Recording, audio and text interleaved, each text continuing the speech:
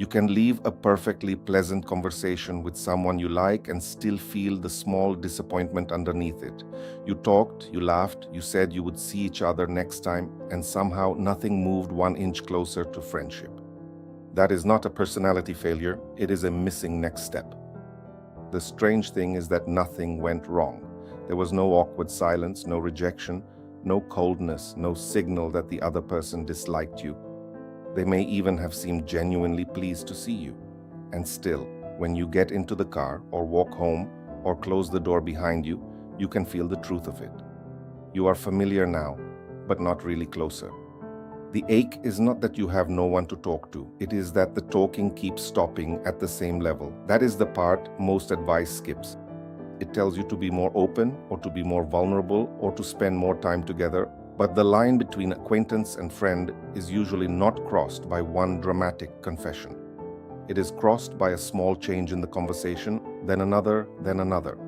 One person offers something slightly more real than usual. The other person either meets it or does not, and the relationship updates from there. An acquaintance is not a failed friend. That matters because many adults treat every pleasant but shallow connection as evidence that something is wrong with them.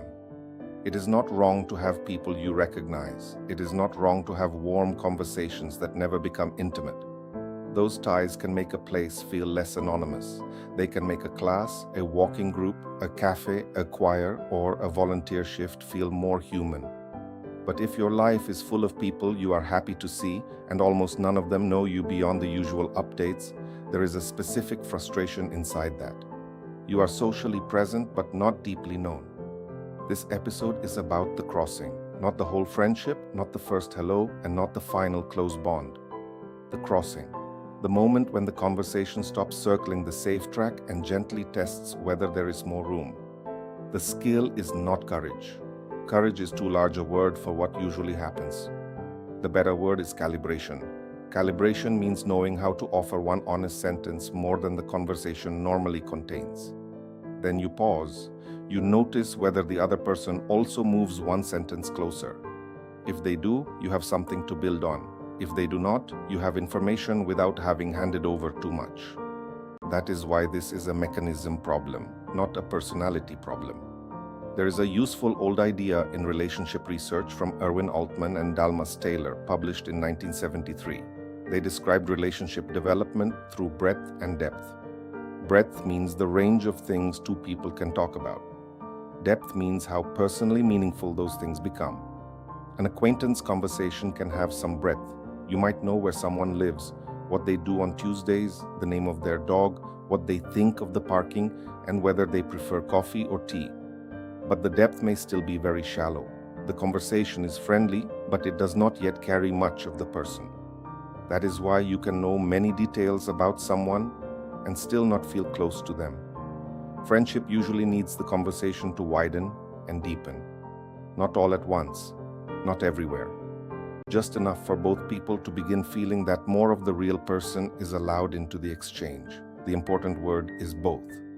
A relationship does not deepen because one person performs openness while the other person politely watches. It deepens when the exchange becomes mutual. In 2013, Susan Sprecher and colleagues found that people liked each other more in early conversations when disclosure happened through turn-taking rather than one person disclosing, while the other mostly listened. The important point is not the size of the secret. It is the back and forth. One person offers a little more, the other person offers a little more back, and the relationship receives new evidence that it can go deeper. That is the mechanism hiding underneath the awkward middle. The offer does not have to be dramatic. It might be, I was not sure I would come tonight, but I am glad I did. It might be, I still find Thursdays strange since I stopped working. It might be, I realized I look forward to this more than I expected. Each sentence does the same thing. It takes one step past ordinary update and into personal meaning. Then the other person has a chance to answer at the same level. They might match it. They might smile and return to the weather. Both responses matter. Matching tells you that the conversation can hold a little more. Not matching tells you to stay gentle, stay respectful, and not force the door. That is where responsiveness enters. Shelley Gable, Harry Rice, Emily Impett, and Evan Asher published research in 2004 on how people respond when someone shares positive news. Gable, Gonzaga, and Strachman extended that work in 2006. The useful point here is about relationship quality, not health. When a person shares something good or slightly personal, the response changes what that disclosure means. A flat response can close the exchange. An interested response can make the person feel easier to answer next time.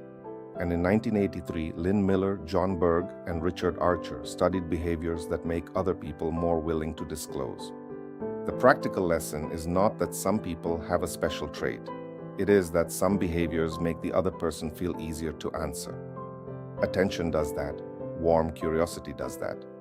Not rushing to fix, top, correct, or redirect the sentence does that. Crossing from acquaintance to friend is not only about what you reveal, it is also about whether your response gives the other person permission to reveal something back. Robert has joined a Thursday walking group. He recognizes the same two men now. They talk about the route, the weather, roadworks, knees, football, and whether the cafe at the end still does decent toast. It is pleasant. It is also stuck. One Thursday, someone asks how his week has been. Robert nearly says what he usually says: keeping busy. There is nothing wrong with that answer, but it keeps the conversation where it already is. So he adds one sentence: I still find Thursdays strange. Work used to decide where I was before 9. That is all. He has not told a life story. He has not asked anyone to carry him. He has simply made the sentence slightly more real than usual. One of the men looks over and says, I know exactly what you mean. I thought I would love the freedom, but the blank space took getting used to. The conversation changes by 1 inch, not into instant friendship, into possibility. Carol has a similar moment in a ceramics class. There is a woman she likes. They laugh at the same things, compare uneven bowls, and leave at the same time most weeks. For months, it ends there. Then one evening, Carol says, I nearly did not come tonight. I had one of those days where it would have been easier to stay home, but I am glad I came. The other woman says, Me too. I was sitting in the car talking myself into walking in. That is the match. Not a huge revelation. A small proof that the conversation can move one level down. Carol does not rush past it. She does not turn it into a deep talk in the car park. She gives the next step somewhere practical to land. Do you usually get here a few minutes early? I might do that next week and get a tea first. That is how the crossing often looks. Not a leap, a small, honest sentence, a matched answer, and a bridge to the next ordinary meeting. Here is the practical move. Before you try to make a conversation deeper, notice the level it usually lives at. Does it stay in logistics? Does it stay in jokes? Does it stay in updates, opinions, shared complaints, or cheerful summaries? You are not judging it. You are locating it, because the next step is not to jump 4 levels down. The next step is to move 1 level. If you usually talk only about the activity, add a small personal preference. I nearly skipped this week, but I always feel better after coming. If you usually talk only about facts, add a mild feeling. I thought retirement would feel simpler than this. If you usually talk only about other people, add 1 sentence about your own experience. I have realized I miss having people who expect me somewhere. Then stop. The stopping is part of the skill. It gives the other person space to choose.